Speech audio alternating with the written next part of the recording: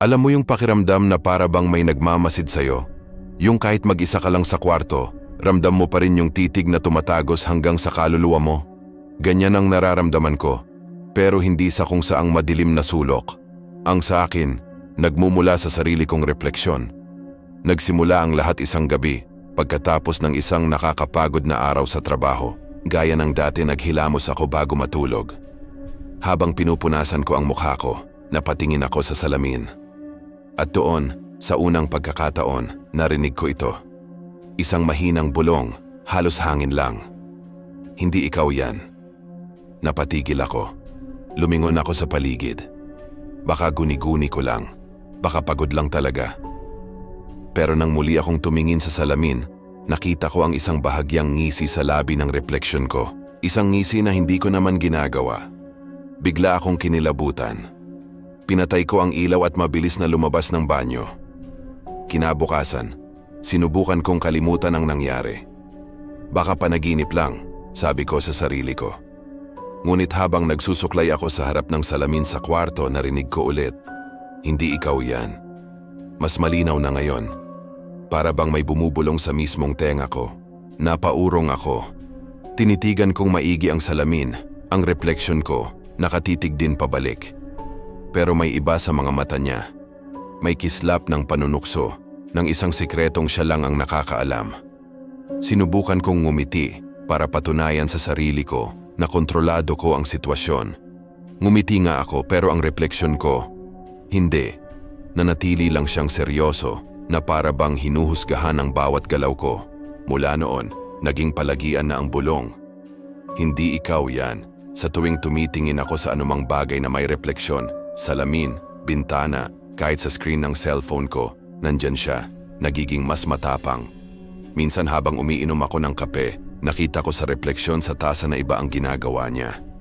Kumakaway siya sa kung sino, kahit wala namang ibang tao sa kusina. Nagsimula akong matakot. Umiiwas na ako sa mga salamin. Tinakpan ko ng kumot ang malaking salamin sa kwarto ko. Yung maliit sa banyo, binaliktad ko, pero hindi sapat. Sa bintana ng bus, sa salamin ng kotse, sa makintab na pader ng opisina, nandoon pa rin siya, laging nagmamasid, laging bumubulong. Nagsimula na ring mapansin ng mga kaibigan ko ang pagbabago sa akin. Lagi kang tulala, sabi ni Ana, parang ang lalim ng iniisip mo. Okay ka lang ba? Paano ko ipapaliwanag? Na kinakausap ako ng sarili kong refleksyon. Na unti-unti, parang mas nagiging totoo na siya kaysa sa akin. Baka isipin nilang nababaliw na ako. Isang araw, nagkaroon kami ng team building sa opisina. Puno ng tawanan, pero ang isip ko, lumilipad. Sa CR, hindi ko naiwasang mapatingin sa mahabang hilera ng mga salamin. At doon, nakita ko siya. Pero hindi lang siya nakatitig. Nakita ko siyang kumausap sa refleksyon ng katrabaho ko sa kabilang cubicle. Nakita kong ngumiti sila sa isa't isa. Isang lihim na pag-uusap na ako lang ang nakasaksi. Nanlamig ang buong katawan ko. Hindi lang pala ako. May iba pa. Pero bakit? Anong nangyayari? Habang tumatagal, mas nagiging malinaw ang lahat.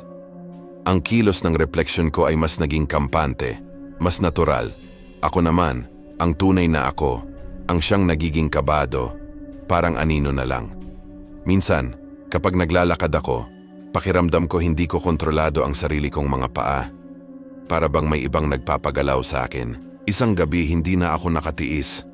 Tinanggal ko ang kumot sa salamin sa kwarto ko. Kailangan kong harapin to. Kailangan kong malaman kung ano to. Huminga ako ng malalim at tumingin.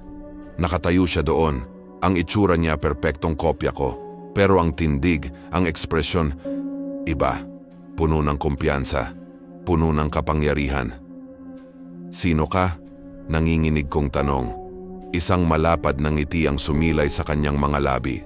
At sa unang pagkakataon, nagsalita siya ng malakas, hindi na bulong. Ang boses niya, eksaktong boses ko. Ako ang dapat na ikaw, ang mas magaling na bersyon, ang totoong ikaw. Hindi, sabi ko, umaatras. Ako ang totoo. Tumawa siya, isang tawang nakakakilabot. Talaga ba?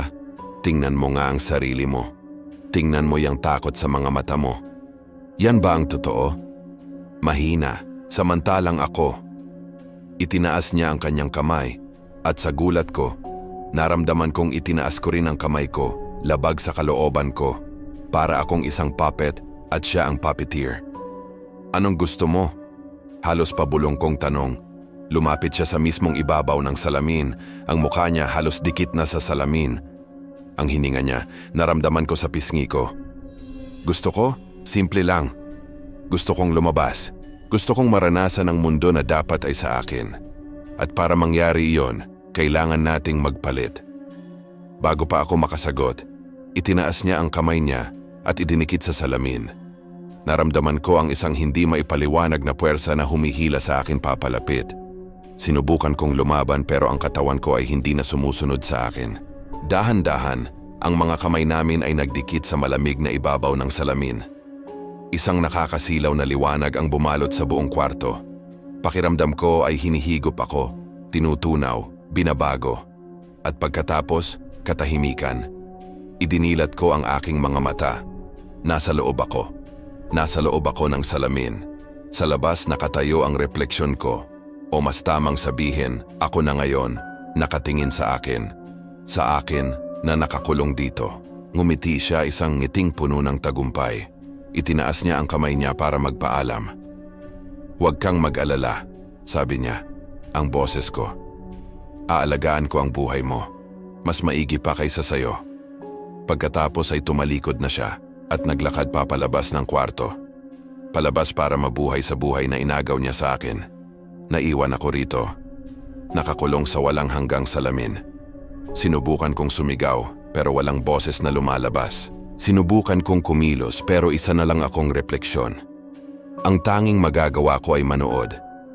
Manood habang ginagamit niya ang mukha ko, ang buhay ko. Kaya sa susunod na tumingin ka sa salamin at may marinig kang bulong o may mapansin kang kakaiba sa kilos ng refleksyon mo, mag-ingat ka, baka hindi na lang ikaw ang nag-iisa sa katawan mo. Baka, tulad ko, malapit ka na ring mapalitan.